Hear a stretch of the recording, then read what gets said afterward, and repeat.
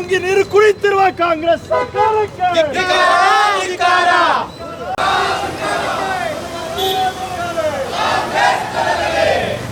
ಕಾಂಗ್ರೆಸ್ ಸರ್ಕಾರಕ್ಕೆ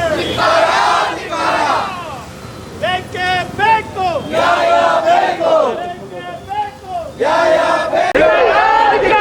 ಹಿಂದೂ ವಿರೋಧಿ ಕಾಂಗ್ರೆಸ್ ಸರ್ಕಾರಕ್ಕೆ ತೊಲಗಲಿ ತೊಲಗಲಿ ತೊಲಗಲಿ ತೊಲಗಲಿ ಬೇಕೇ ಬೇಕು ಒಕ್ಕೂಟ ಅಧಿಕಾರವನ್ನು ಬಹಿಷ್ಕರಿಸಿ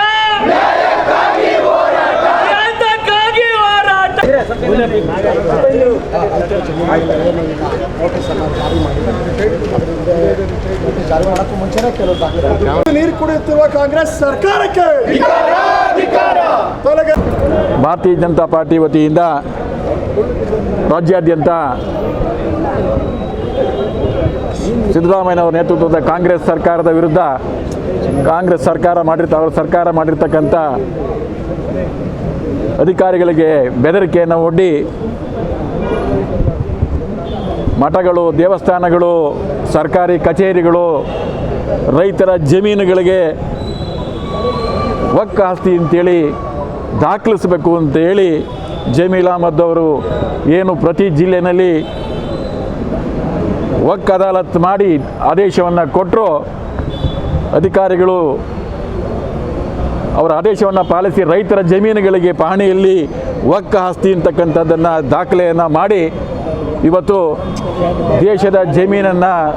ರೈತರ ಜಮೀನನ್ನು ಕಬಳಿಸ್ತಕ್ಕಂಥ ಕೆಲಸವನ್ನು ಕಾಂಗ್ರೆಸ್ ಸರ್ಕಾರ ಮಾಡ್ತಾಯಿದೆ. ಇವತ್ತು ದೇಶದಲ್ಲಿ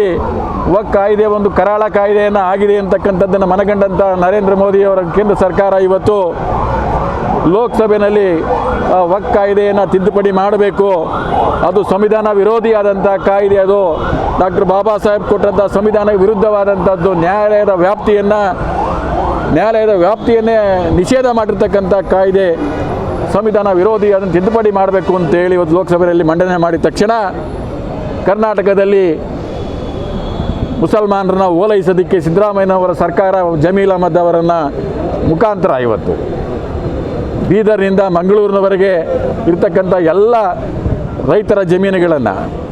ನೋಡಿದ್ರೆ ಆ ಜಮೀನುಗಳ ಅವರ ವಕ್ ಆಸ್ತಿ ಅಂತೇಳಿ ಘೋಷಣೆ ಮಾಡಿರೋದು ನೋಡಿದರೆ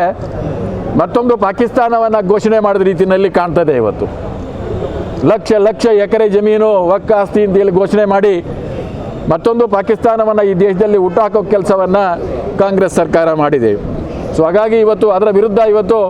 ಕೇವಲ ಕಾಂಗ್ರೆಸ್ನವರು ಸಿದ್ದರಾಮಯ್ಯನವರು ಪಹಣಿಯಲ್ಲಿ ತಿದ್ದುಪಡಿ ಮಾಡಿ ನೋಟಿಸನ್ನು ವಾಪಸ್ ತಗೋತೀವಿ ಅಂದರೆ ಸಾಕಾಗೋದಿಲ್ಲ. ಸಿದ್ದರಾಮಯ್ಯನವರಿಗೆ ರೈತರ ಬಗ್ಗೆ ಕಾಳಜಿ ಇದ್ದರೆ ಮನಮೋಹನ್ ಸಿಂಗ್ ಅವರು ಲೋಕಸಭೆಯಲ್ಲಿ ಮಂಡನೆ ಆಗಿರ್ತಕ್ಕಂಥ ವಕ್ ತಿದ್ದುಪಡಿ ಕಾಯ್ದೆಗೆ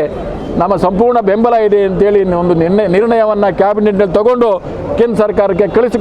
ಕಳಿಸಿಕೊಡಬೇಕು. ಇಲ್ಲ ಅಂತ ಅಂದರೆ ಕೇವಲ ಕಣ್ಣೊರೆಸ್ತಕ್ಕ ನಾಟಕನ ರೈತರಿಗೆ ಕಣ್ಣಿಗೆ ಮಣ್ಣೆ ಇಡ್ತಕ್ಕಂಥ ನಾಟಕವನ್ನು ಆಡ್ತಾ ಇದ್ದಾರೆ ಅಂತೇಳಿ